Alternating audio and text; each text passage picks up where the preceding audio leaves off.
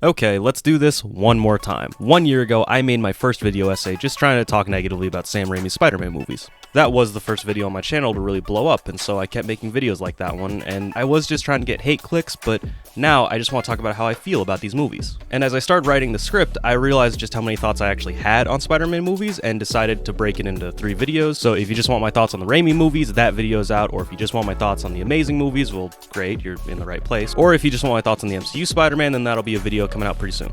So, without further ado, I present to you my thoughts on the Amazing Spider-Man movies. The Amazing Spider-Man came out on July 3rd of 2012. The same year as The Avengers and The Dark Knight Rises, 2 highly praised comic book superhero adaptation movies. Whereas The Amazing Spider-Man was a comic book superhero adaptation movie. So, when this movie came out, I was 12 years old, and I just remember thinking, yeah, I like that, but, it's because I was 12. I didn't know the difference between a good or bad movie yet. And in 2014, when The Amazing Spider-Man 2 came out, I remember having similar thoughts at the time. But again, I was 14 and still didn't actually know good or bad in movies. But what I do remember is that around the release, people did not like these movies. And so being a very stupid, naive 14-year-old, I just kind of hopped on the bandwagon and said, yeah, no, these movies are bad. And so that was how I felt about those movies for way too long. But after a while, I started to figure out what I personally liked in movies and what I didn't like. But at that point, I was already kind of past The Amazing Spider-Man, and I was moving on to new stuff that was coming out. I had no interest in going back. At least that was until the rumors for No Way Home started coming out, and so I, much like a lot of other people, decided I'm gonna go back and watch all the Spider-Man movies to lead up to No Way Home. And so when I got to the Amazing Spider-Man movies with a more developed brain than the dumb 14-year-old brain I had when I saw these movies, I loved them. I liked the tone, I liked the actors, I liked these movies. Now, was any of that backstory actually important? Probably not, I don't know. But people have been getting angry about people recently coming out saying that they like the Amazing Spider-Man movies. People are trying to say like, oh, you're just bandwagoning and blah, blah, blah. It's like, not, well, for me personally, I was bandwagoning the first time around. So I am part of their problem, I guess, but for, I think, different reasons than what they think it is. Now, just because I love these movies, that does not mean these are good movies. I am a weird person with very weird tastes. I eat chicken nuggets dry, okay? I'm the weird one here, and I will absolutely admit that. I think the Amazing movies are just more unique, I guess? Or at least they require a more unique taste. And I don't want that to come off as like, oh, you can't possibly comprehend these movies, and that's why you don't like... No. Like, that's not at all what I'm trying to say. I think the Amazing movies are a very different but still classic superhero story, right? They're not The Boys or Invincible or Watchmen or anything, more out there, right? They were a lot slower, and they really want you to feel the emotions of the characters. And so more characters got more screen time, for better or worse. There are less fun background characters and more developed named characters. The soundtrack has more slow, somber moments than the usual upbeat and bombastic themes Spider-Man normally gets. And there's just something about those changes that it just kind of works for me. I love how long we spend with Peter when he's trying to work through all his feelings in a very dark time in his life. I'm gonna start talking about the actual movies now. And what better place to start than the first Amazing Spider-Man movie? Now, I actually think The Amazing Spider-Man has a pretty cool narrative, right? So starting the movie with a young Peter being abandoned by his parents and then immediately seeing him as a moody teenager shows exactly how much of an effect his parents leaving had on him. He's a loner and he doesn't have any friends and he's kind of a dick. But he is a good guy with a good heart and he'll stand up for the little guy, but he's still a dick. And I like that he's kind of a dick, right? I think him being a bit of a dick transitions really well into the Spider-Man quips. One of the first things Peter does with his powers is clown on Flash, so I absolutely believe that he would take every advantage to make fun of anyone he wants to. Oh, and would you look at that? The first time we see him in the Spider-Man costume fighting a criminal, he is just clowning on this man the whole time. And I like that that's how we start with this Peter and this Spider-Man. He is someone who is pretty selfish, and that selfishness ends up playing a pretty big role in what happened to Uncle Ben. The most important thing for Peter at the beginning of the movie is staying connected with his dad, and that just so happens to be through working with Dr. Connors on the experiments that he was working on with Peter's dad. And because Peter is too busy with Dr. Connors, he can't pick up May, which leads to the fight with Ben, and Peter storming off, and then eventually Ben's death. A lot of factors and all that. But Peter still feels pretty responsible for what happened because most of the things that happened were because of him. And now he is angry, and the only thing he can think to do is go get revenge, right? So he goes out and he is just attacking anyone who looks kind of like the guy who killed Ben. Peter is using his powers selfishly, but kind of thinks that he's not. He thinks that he is helping get criminals off of the streets and being a real hero about it. But then Captain Stacy tells him how it really is. And that makes Peter start to think and kind of pushes him towards becoming a better hero, which could not have been more well-timed because the lizard is out there causing a ruckus on a bridge. And Peter goes out to help because he has the powers to do that. And when he learns that Dr. Connors is the lizard and that he is the lizard because of the research Peter gave him, he starts to feel guilty. The lizard is now Peter's responsibility, and anyone who gets hurt because of the lizard is gonna get hurt because of Peter. So, when Captain Stacy died, Peter kinda can't help but blame himself. And I love seeing that journey for this Peter. And knowing that from the beginning, yeah, this guy, he can be Spider-Man, but then actually going through that journey and seeing him become Spider-Man. I love how much growth Peter actually had and how much the events of the movie affected him. When Peter started the movie, he was alone, and throughout the movie,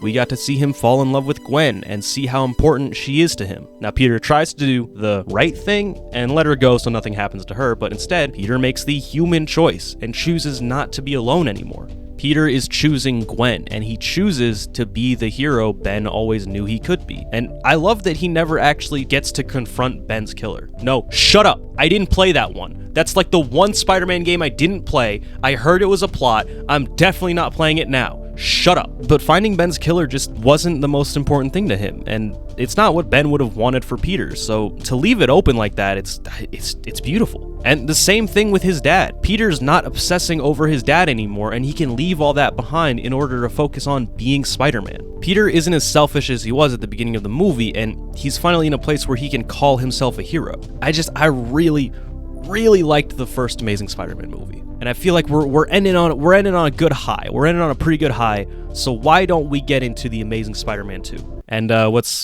why is that Peter's dad? Why are we doing more with Peter's dad? Wait. Why are we doing more with it doesn't matter anymore, right? Peter's over his dad, right? He's not obsessing over his dad anymore? No! You just took everything I said I liked about the first movie and you threw it all out the goddamn window. Peter and Gwen immediately break up because Peter actually can't figure out if he would rather stay with Gwen and possibly risk her life than not having her at all in his life. Or wait, no, are they getting back together? Because you get this goddamn incredible scene. But it looks like Gwen is going to London, so no, they still aren't together. But no, wait, Peter finally makes the choice that we saw at the end of the first movie, and he wants to stay with Gwen, and it's beautiful, and now she's dead. And now she's dead. Now, having Gwen die was absolutely the right choice, and was the perfect way to slap Peter in the face for thinking he could ever have anything good in his life. It's just, it feels so weird, because their relationship for the entire movie was this, like, back and forth, on and off again thing that was more distracting than just like actual meaningful progression for their relationship. I think there were better ways to show just how strong their relationship was than having them break up and maybe getting back together, and maybe breaking up again, and maybe getting back together again. Like, I don't know, maybe introduce a character, or maybe even two, who could also potentially be romantic interests for Peter/Spider-Man, right? You introduce a Mary Jane, and maybe even a Black Cat, to show that, like, hey, there's some more options out there, but clearly Gwen is the one who Peter cares about the most. And I don't know, I kind of think it would have been cool to see a Mary Jane. I know why she wasn't in this movie. There was already too much, I get it, but like, hey, cut something else, right? What if we cut all that goddamn Richard Parker spy nonsense? There is so much time spent on this just to say, yeah, Peter's the only one who could ever be Spider-Man because we use his blood when making spiders or some shit. That does nothing to impact the story, and more importantly, it does nothing for Peter. It's important because now he knows that his blood, it can't help Harry, and it's too dangerous if Harry wants the blood. Oh, okay, well, how about this? How about it's a stupid idea no matter what for Peter to give his blood to, I don't know, one of the most technologically advanced companies, because who knows what they could do with Spider-Man powers, right? I think that's a good enough reason, but, you know, if you let me break down the story even more, Harry shouldn't have been dealing with that problem. He shouldn't have turned into the Goblin in this movie. You could have hinted at it, right? But save it for, like, the next movie, right? Just so we can actually get to know Harry, and Harry can be an actual character. We got a little bit of who Harry is, but he spends the entire goddamn movie like, I'm dying, I need blood, I'm gonna be a goblin, I'm going goblin mode, Peter, I need some blood. That's him in the entire movie. Like, there was the first bit where he comes back, he starts running Oscorp, and he talks to Peter for the first time, and you get to see a little bit of who Harry is. And I want more of that. I want Harry. I want to see Harry run Oscorp. I want to see Harry become friends with Gwen so they could talk to each other about how stupid Peter can be, right? And I want them to work together because they both work at Oscorp to be like, what's going on here at Oscorp, right? And I want them to work together to find out about Max. Speaking of, my boy Max.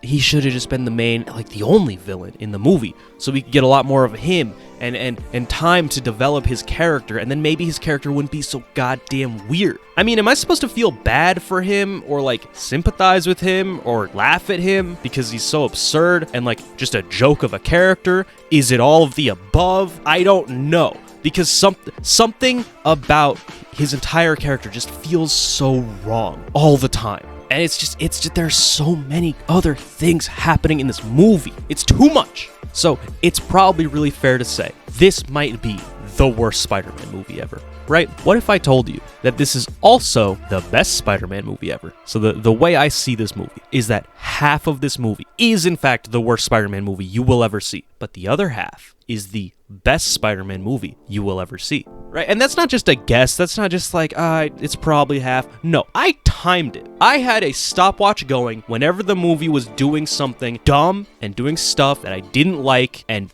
didn't mean anything to the story. And it was straight up half of the movie's runtime. Half of the movie's runtime was dumb shit that I didn't like. But that means the other half of the movie was stuff I liked. Stuff like the real opening of this movie, where we start on the Spider-Man logo as it turns into the back of Spider-Man's suit as he's diving into the city, and it leads into this spectacular swinging scene through the city. It takes us to some kind of robbery situation. I mean, it is a perfect way to start the goddamn Spider-Man movie. Spider-Man's doing the quips, and he's just having a whole lot of fun, and I think it does a great job showing at how much this Peter has changed since the first movie. Peter's life isn't dark and lonely and angry anymore, and it's visually apparent in this second movie. The colors are all bright, and they pop, and there's lens flares everywhere, and the soundtrack is so much closer to those proud, bombastic sounds that we are so used to with Spider-Man themes. This is not me trying to throw shade at Raimi movies, because I think they did a fantastic job with the action sequences in those movies, and they are a bit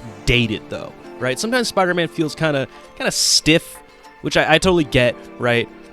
Those were the times. There were, thousands of fucking reasons. I get it. And they did a really good job with what they had. But my God, pretty much any time Spider-Man is on screen in the Amazing Spider-Man movies, at the very least the second one, just perfect. I love how much personality we get from this Spider-Man. Anywhere from the subtle expressive movements whenever he's just kind of standing around, or he's stretching, or he's panicking, to when he's going all out in a fight and really utilizing all of his powers and movement, and it's not just straight brawn. Right, I see people saying they really like how he moves like a spider, and I get it. I get what they're saying, and I do agree. I like how he moves too. But something about the phrasing of that, I don't imagine spiders throwing themselves around in their webs and doing crazy flips and shit. But like, I get the idea. It's more agile movement based than what we got from the Raimi movies. Right, in the Raimi movies, Spider-Man's throwing hands like it is nobody's business. And I do not believe that this kid knew how to make a fist, let alone throw hands like that, right? This is not a great reason, but at least with the Amazing Spider-Man movies, like, Peter was a skateboarder. Like, he must have some idea of how to manipulate his body in the air, right? And I really like how he uses his powers in smaller moments. Something as simple as catching the canisters with every single part of his body that he can use it's just so much fun to watch. And I feel like we're getting more unique ways of him using his web shooters. Right now, I'm not too hot on like when he wrapped up the lizard. Like, it was certainly unique. But aside from that, the other action sequences are great. Of course, the one I'm gonna bring up is when he couldn't use one of his web shooters in the Electro fight, and he only has the one, so he shoots the web out and he grabs it, and he throws it, and he shoots the web out the other way and he catches the car, and he's stopping the people. It's great. Just both of those Electro fight scenes, I love those, because Electro is someone that Peter literally cannot beat just by throwing hands with him. Okay, he needs to really think about how he's gonna beat this guy. That first time around, he's spraying him with the water, and the second time he just overcharges him and like actually just kills Max? That's probably something we should talk about, because I think that was the first time in these movies that like Peter has actively gone out of his way to just kill someone, but don't worry about it. Look, I could sit here forever just breaking down every action sequence frame by frame and just gushing over how cool I think it all is, or I could just tell you I think the action sequences are all really cool. They're just visually pleasing to me, and you either get that or you don't. In a similar vein to the action, I want to talk about the other thing that I think is completely just based on my tastes, but this suit is my favorite live action Spider-Man suit. Yes, I have seen the end of No Way Home, and that is a very close second to me. It's still this one. I love the kind of darker red and blue. I love the big bug eyes. I love the big spider logos. This suit just does it for me. And as for the suit from the first Amazing movie, I didn't hate it. Right? It looks a little weird, at least like texture wise, but like I'm cool with it. The lenses, though. The lenses should have just been silver. And also, I'm a big fan of how, like, lanky Andrew is. I like a slender spider boy more than a beefy spider boy. All the poses Andrew does, I think these look so good. Anyway, why don't we go ahead and talk about Peter and the many relationships he's had with all the people whose lives he's ruined.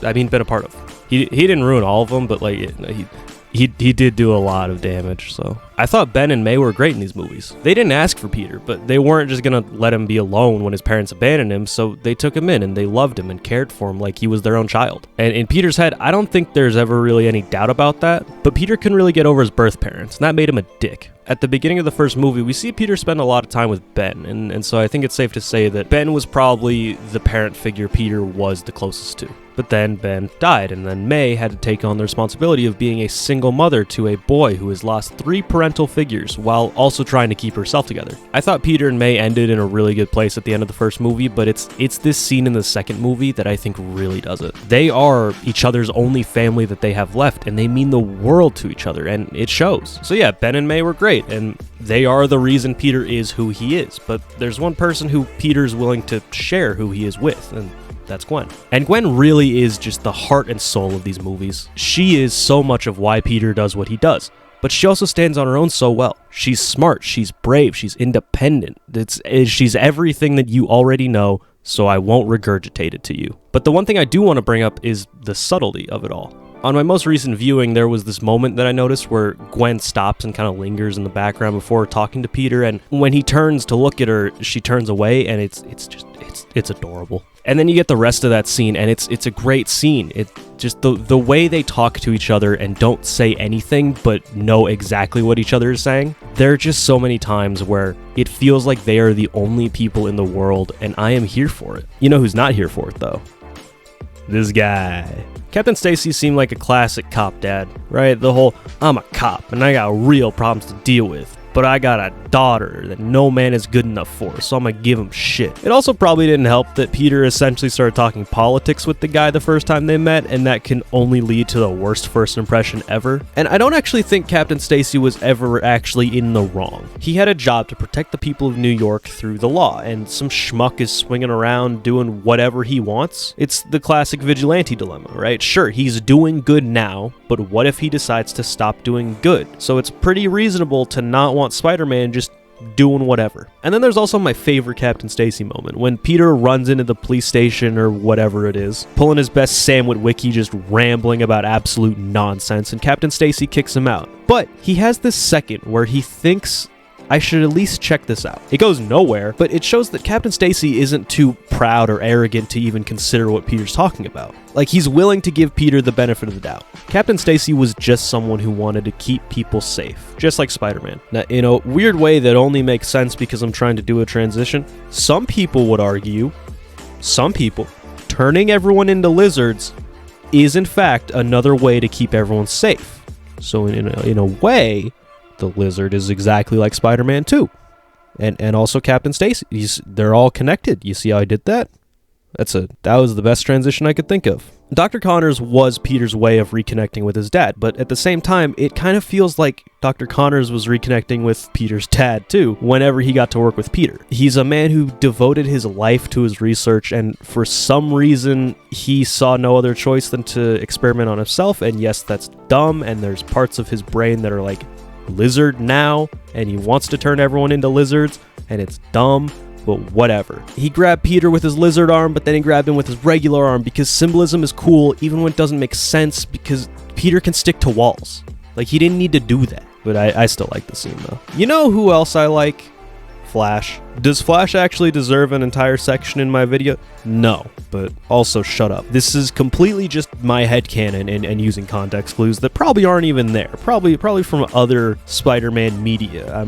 Mainly, I can only think of Spectacular Spider-Man 4 I'm pulling the shit from. But I like to think Peter and Flash grew up in the same neighborhood and were friends as kids, and that's why Peter knows calling him by his real name upsets him. But as they got older, they grew apart, and Flash, he picks on him now, but it still feels a little more friendly in a way, right? So, you have that whole first part of the movie where they, kind of give each other shit back and forth, whatever. But then I like to think that when Ben dies, Flash hears about it from his mom or, someone, because they still live in the same neighborhood.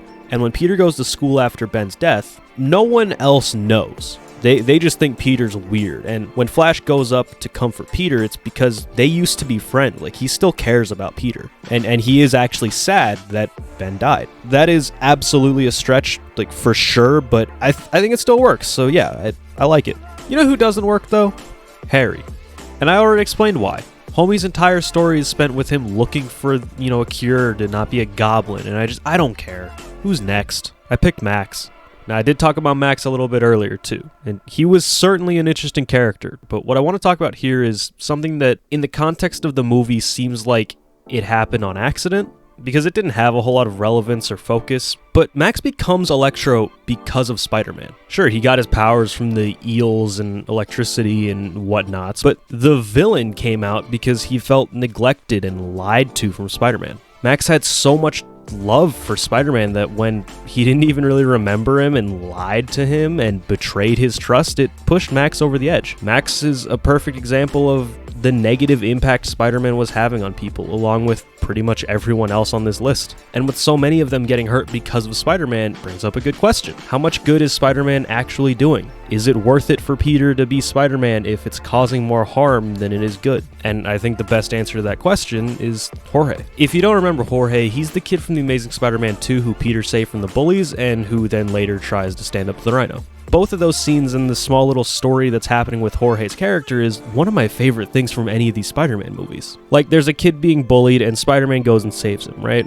Done and done. No, like, he helps him fix his turbine project and then offers to walk him home. And it's this. Of all of the things Spider-Man has done, it's one of the smallest acts of kindness that inspired a kid like Jorge to want to be better, to be greater. And that is why Peter is Spider-Man. Not for himself, but for everyone else. No matter how big or small the problem is, Spider-Man is going to be there to protect the people of New York. And it's a great ending to not just The Amazing Spider-Man 2, but the Amazing Spider-Man movies in general. And again, these movies aren't great. Maybe they're not even good, but I love them for what they are. And I'm not asking you to love them. I just hope that you can be okay letting me love these probably bad movies. Okay, bye.